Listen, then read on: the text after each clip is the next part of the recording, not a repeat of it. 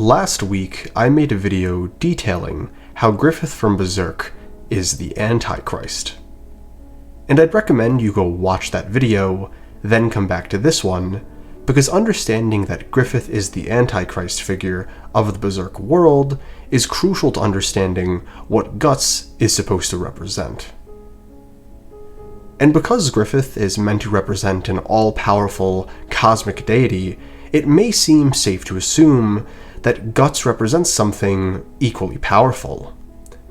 I mean, they are rivals, and Guts does want to defeat Griffith ultimately.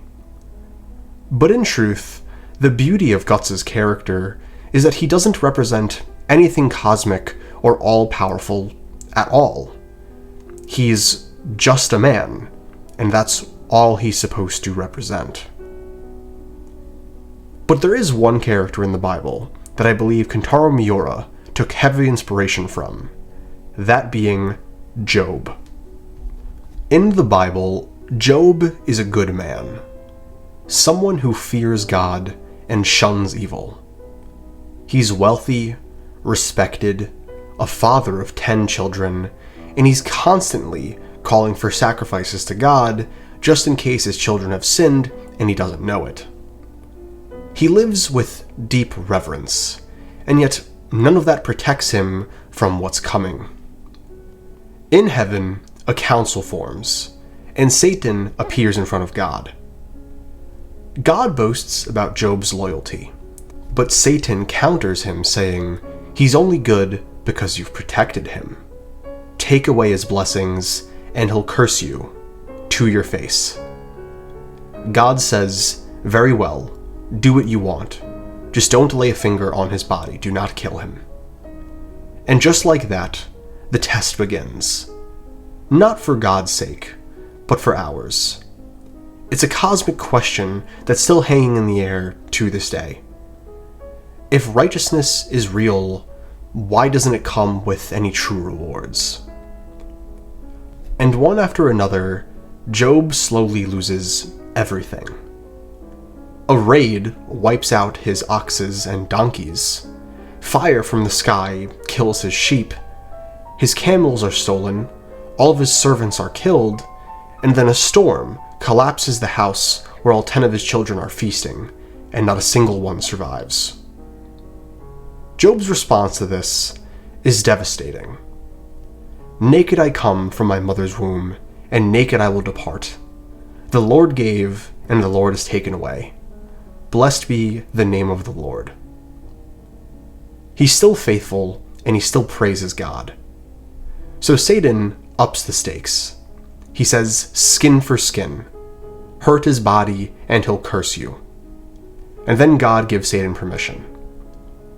Job is struck with painful, oozing boils from head to foot. He sits on a pile of ashes, scraping his skin with pottery. He's a man that has been reduced to nothing but pain. His wife, seeing this, tells him to give up, to curse God and die. But Job replies, "Shall we accept good from God and not trouble?"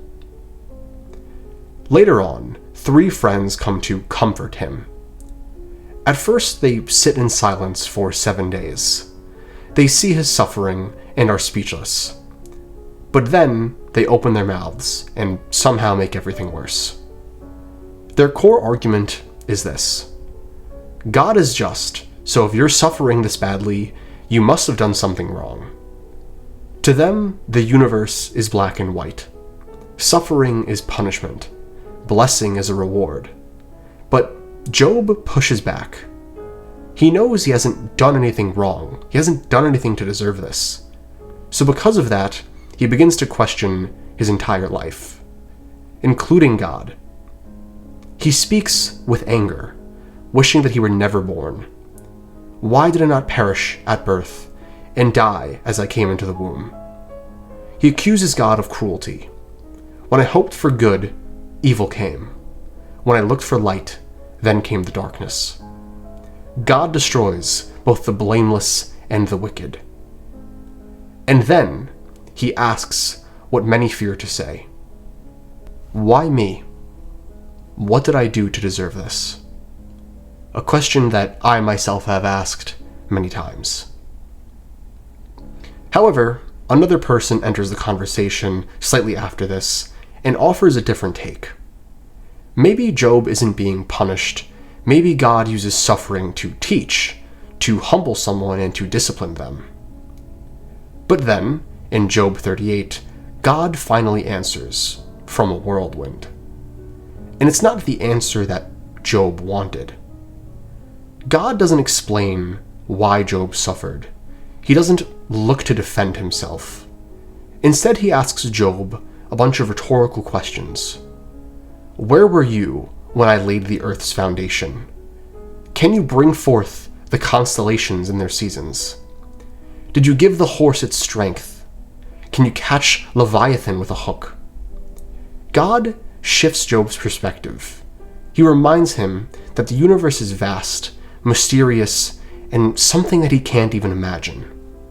That God's justice and design are bigger than simple human understanding.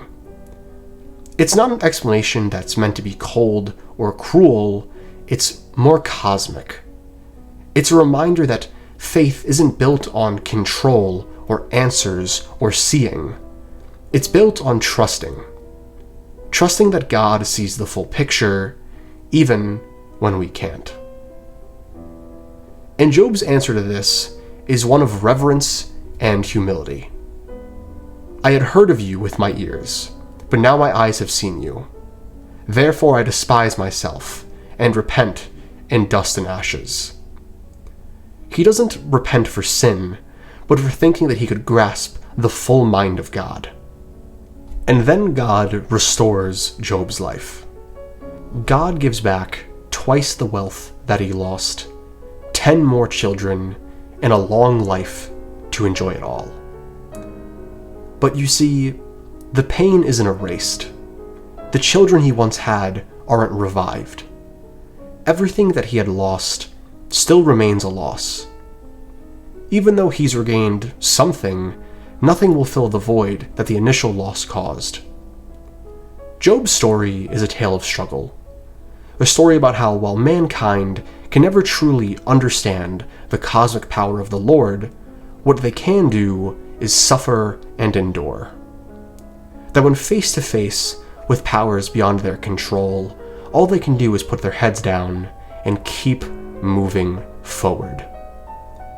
It's a story about how having faith in the struggle, and that even when you can't see the light at the end of the tunnel, as long as you keep moving forward, you will eventually find it. It's a tragic tale, filled with loss and sorrow, but it's ultimately hopeful. That regardless of what happened today, if you can make it to tomorrow, you have a chance for a better future. Job is one of us. Even though he's a devout follower of God, at the end of the day, he is just a man. And that is the character of Guts. Guts, literally nicknamed the Struggler, has a life that is literally a walking, living nightmare.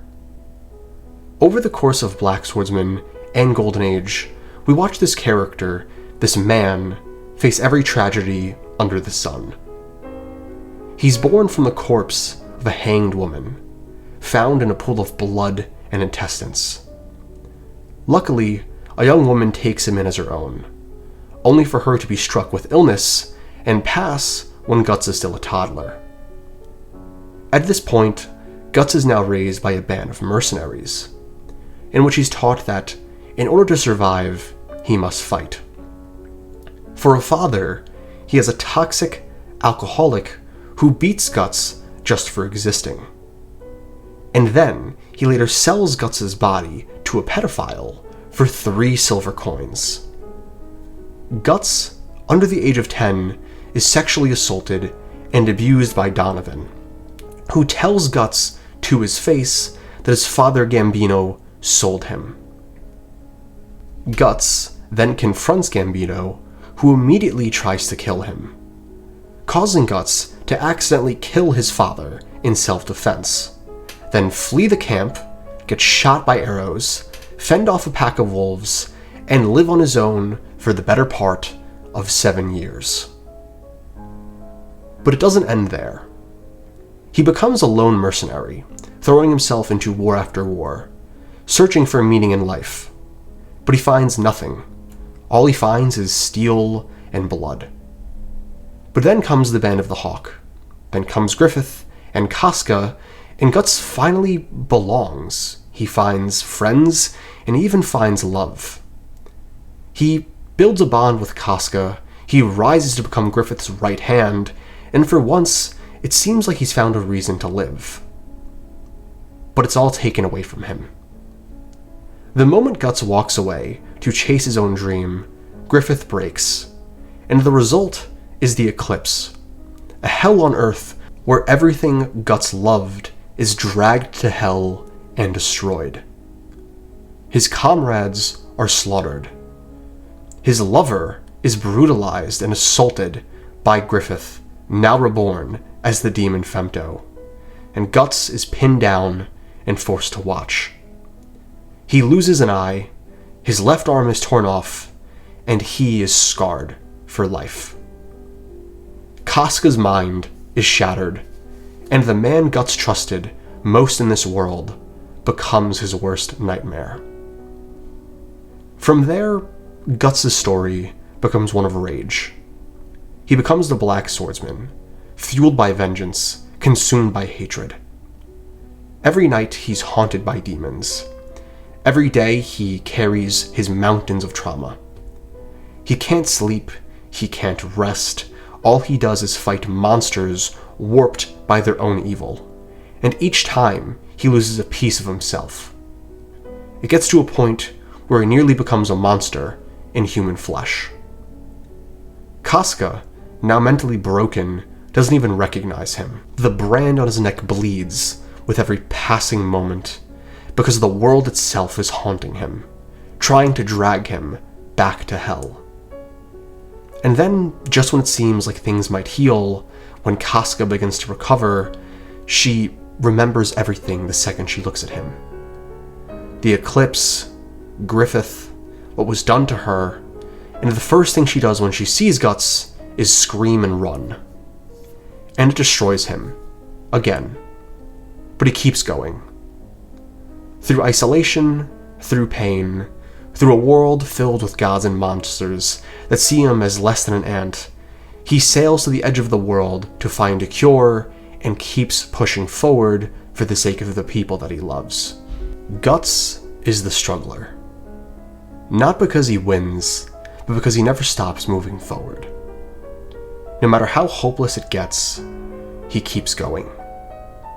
His story isn't one of just triumph, it's one of survival against a world that wants him dead. A world that tried to break him before he was even born. Guts, like Job, is a story of a man who gets unfairly brutalized by the world. Everything he ever loved and cherished was taken from him violently, and in the face of overwhelming odds, all he can do is just keep moving forward. Like the story of Job, Guts' story, while a horrifying one, is ultimately one of hope. A story that I theorize will end with Guts making it to the light at the end of the tunnel, making it to the paradise that he once believed he could never escape to. The pain will never fully go away, his wounds will never fully heal, but he will probably find comfort in the simple things that he has gotten back, even if they won't ever be like they were. Guts isn't a cosmic being. He isn't a god. He's just a man. While Griffith represents the Antichrist, an all-powerful demon who aims to bring hell to Earth and rule over it like a god, Guts represents something far more humble, but infinitely stronger. Hope.